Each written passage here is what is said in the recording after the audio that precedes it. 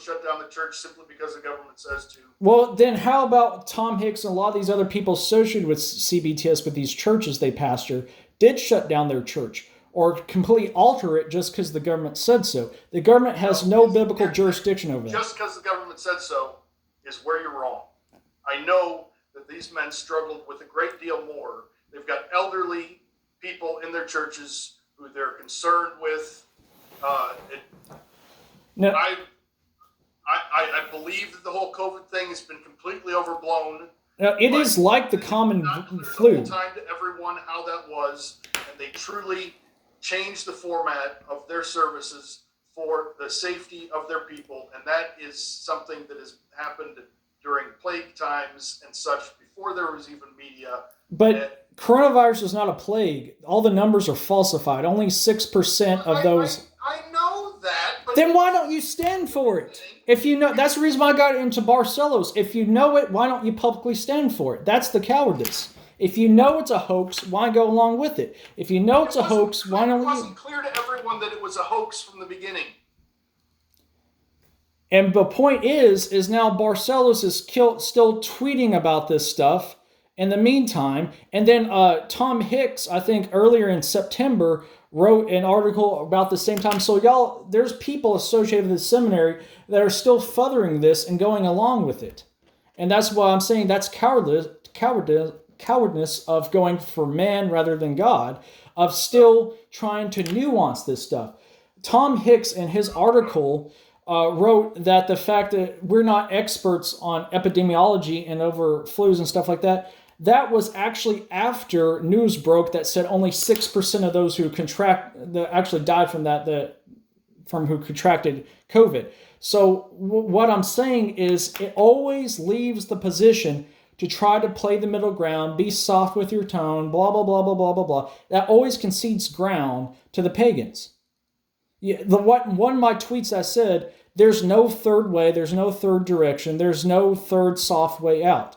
The church is either going to advance the kingdom of God or the world's going to advance into the church. And it's obviously not going to happen until everyone sees it the way you do.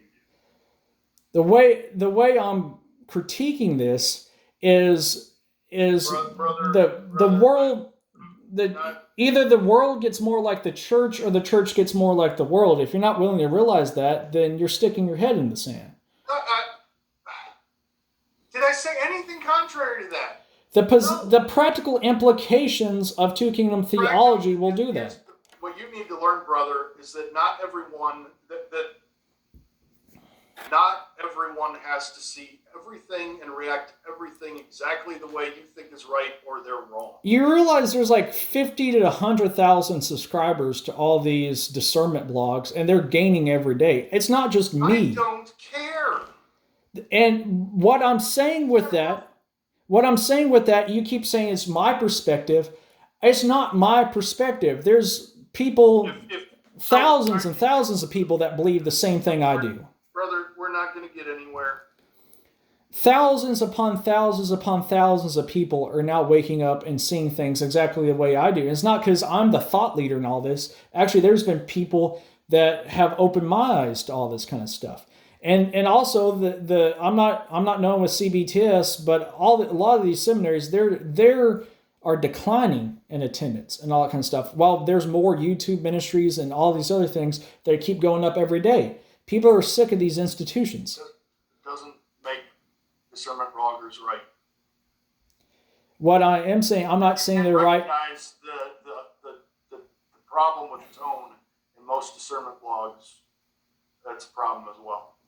I would not see it the same way. The reason why this is also related to people talking about the debate, Trump debate a couple nights ago. As people always criticize Trump for harshness and all that, I'm not trying to get this into national politics, but what I say, people are getting tired of the endless tone police, talking about tone. Trump got 306 electoral votes because he's willing to actually ruffle some feathers to tell the truth. And that's what we need in the church is we need some riffle. Not everything needs to be that way. No, the church needs Especially to when have you're its feathers dealing ruffled. with the congregants in your church. That's not the way you should deal with them. And You so they show themselves to be very hard-hearted and you have to understand there's certain churches growing because that are identifying with the fact that the church, the evangelical church and the reformed church in America for the past 150 years has been way entirely too soft on tone and addressing the culture and things of so much so on. Certain people like Wilson and the rest will go on the theonomy train and go, that direction. What I'm acknowledging is the fact that softness and tone has, as well as many other things, as well as the liberalism, as well as the dispensationalism, where there's all the stuff I've tweeted about, they all plan hand in hand to why we have an impotent church and culture has just went down the tubes and cities are burning to the ground. All right. Well, brother, it was, thank you for talking with me. Gonna have to. I've got you going. All right. Well, I don't know if there's going to be a follow up or anything like this, but I'd say, I believe we have reconciled differences.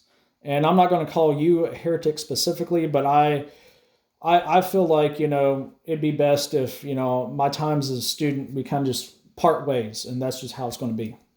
I don't know if you agree with that. You agree with that? Yep. All right. Well, then I will wish you luck on the ministry. I will wish that you will see these perspectives, see at least, at the very least, address these issues. So that's all I have to say. All right. All right. Have a good day.